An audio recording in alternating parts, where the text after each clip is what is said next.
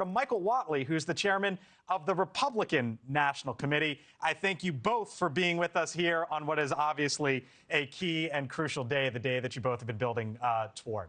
Michael, thanks for being with us. Let me start with this. The one data point that the RNC is bullish on, that basically is the reason why you think you're going to win tonight, is what? What we saw during the early vote and mail-in vote periods in all of the battleground states, we saw a dramatically higher turnout rate in all 7 of the battleground states, and we did not cannibalize our Election Day voters. We were turning out new voters and low propensity voters. When you combine that with the polling, we feel very confident that we're in a great position to win when we turn out our vote today. How do you know? How do you know that those are new voters? The public information that's available from each of the secretaries of state lets us know that a significant number of the people that voted early already did not vote in 2020. We're very excited about that because it gives us a long runway today to turn out our traditional Election Day voters.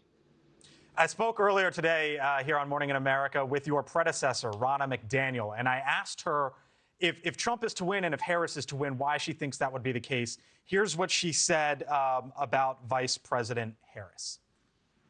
He has appealed to more Latino voters. You've seen growth with Black male voters. You've seen a huge growth with young male voters between 18 and 29. You saw this huge endorsement yesterday from Joe Rogan, Elon Musk.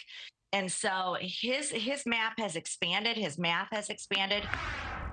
She was obviously talking about Trump there. Wrong soundbite, Michael.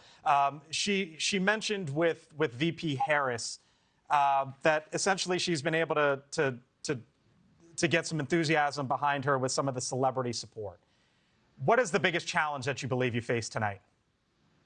Well, what we want to make sure is that all of the votes are going to be in, that all of the votes are going to be counted correctly. What we need to do is have a very strong turnout today. As I said earlier, we see fantastic promise with all of the early vote and absentee vote numbers. It puts President Trump in a great position to win today. Republicans traditionally carry the day on Election Day, and if we do that, we're going to be in great shape.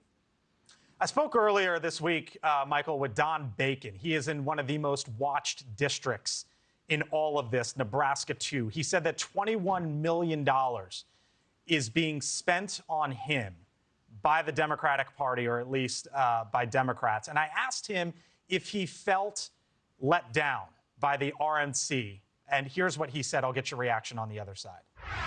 With the poll showing down 10 points, I didn't think he was going to probably spend a lot of money here. But it does put us at a disadvantage down ballot, no doubt about it. Yeah, but he's trying to win an election, and he's trying to do it in Pennsylvania, Wisconsin, and Georgia, Arizona, and so forth. So that's where he's putting his money. I'm looking, Michael, at spending, and about $450 million or so is going to be spent more by Democrats than Republicans. Should these candidates feel let down? Not at all. Look, the Democrats playing in their always backyards? have a ton of money. The Democrats always have a ton of money. They have always had a ton of money.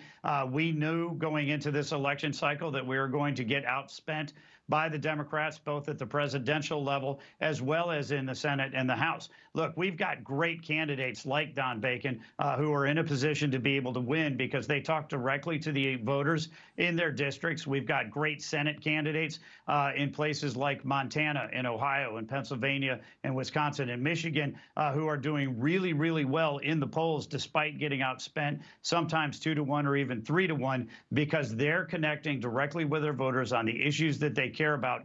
And what we've seen with President Trump is a very tight focus on the 7 battleground states that we need to win in order to carry the day. And we feel in every single one of them, between the polling and the early voting numbers, that we're in a great place to do it.